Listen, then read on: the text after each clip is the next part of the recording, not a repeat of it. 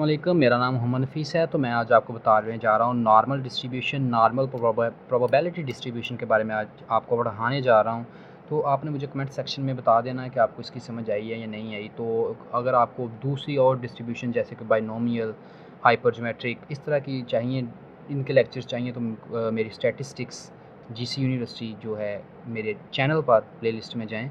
तो मेरा 5G educators channel subscribe करना नहीं भूलना। तो नॉर्मल डिस्ट्रीब्यूशन में आपको बेसिक चीज़ें बताने जा रहा हूँ। पहले हमारे पास इसका फार्मूला जो होता है वो क्या होता है जी। एक होता है नॉर्मल का फार्मूला होता है, जो हमारे पास नॉर्मल है इसका फार्मूला हमारे पास क्या होता है, x minus mu over sigma.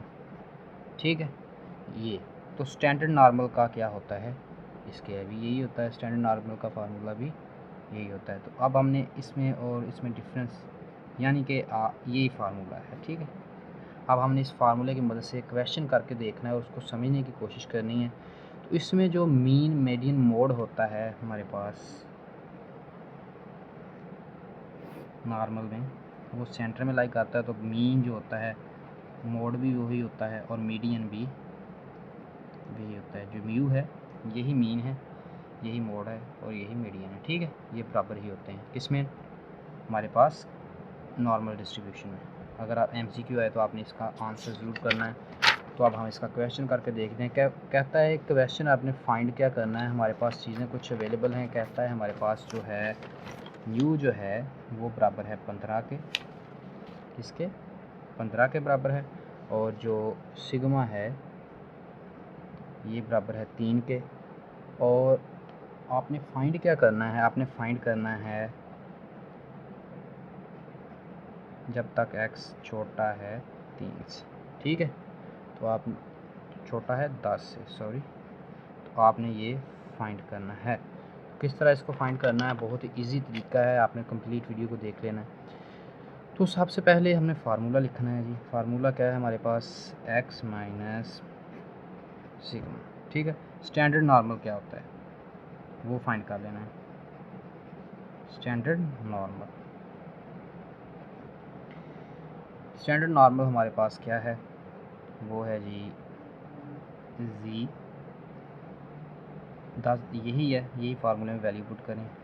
10 minus 15 किस तरह, 10 उसकी वैल्यू, x की ये वाली जिससे छोटी कह रहा है, तो इसके लिए 10 माइनस 15 ओवर सिग्मा की वैल्यू है 3। तो हमारे पास आंसर क्या आ गया, -1.67। ठीक है, इसको दोबारा देख लेंगे। ये 10 जो होता है, जो इस x जिससे छोटा होता है, ये x है, इस x की जगह हमने वो पुट कर दी। ठीक है, अब हमने इसको नेक्स्ट कैसे करना है, p x minus standard normal छोटा है 10 माइनस 15/3। नेक्स्ट इसको क्या करना है, इसकी जगह स्टैंडर्ड नॉर्मल लिख दें, z -1.67 ये है।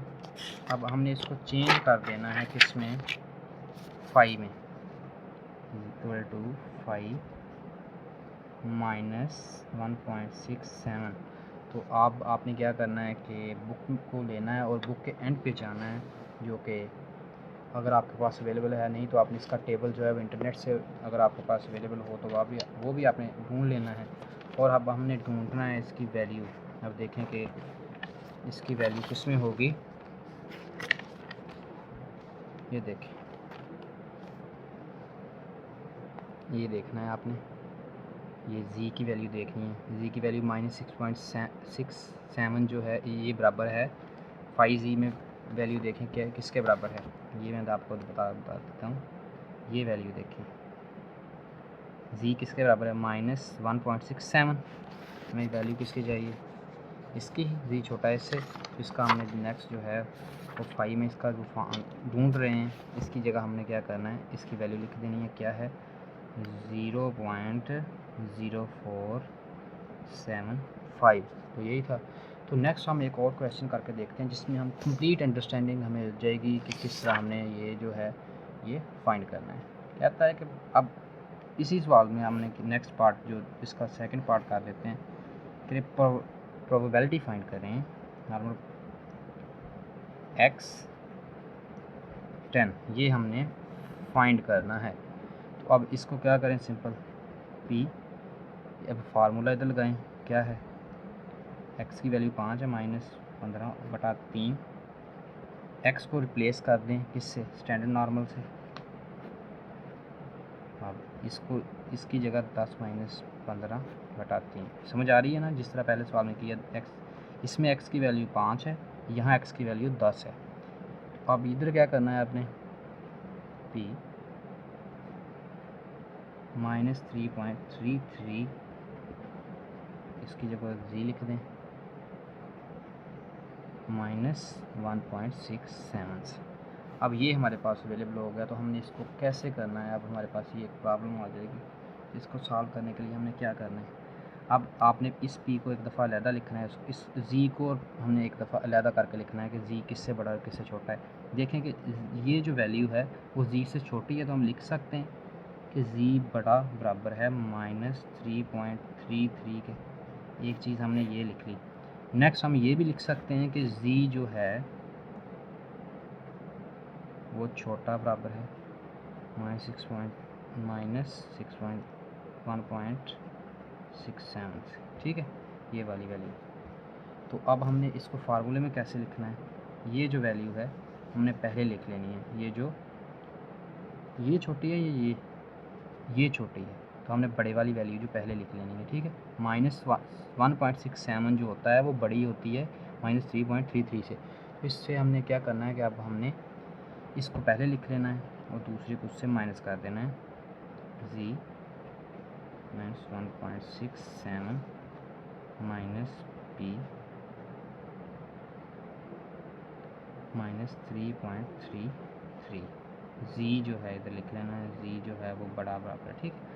तो अब आपने इसको रिप्लेस कर देना है 5 से, 5 -1.67 -3.33।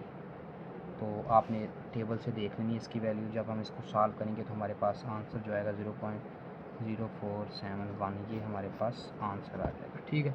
ये बहुत ही इजी मेथड था आपको ये समझाने का। इससे इजी मेथड मेरे ख्याल में कोई भी अवेलेबल नहीं आपको होगा। तो आपने इसके लिए चैनल को लाइक और सब्सक्राइब करना है ताकि मैं और इस तरह की आपके लिए इजी वीडियोस कर सकूं, जिससे आप जल्दी सीख सकें और मैं ख़ुद को भी इम्प्रूव कर सकूं। Thanks for watching my video. अल्लाह हाफिज़।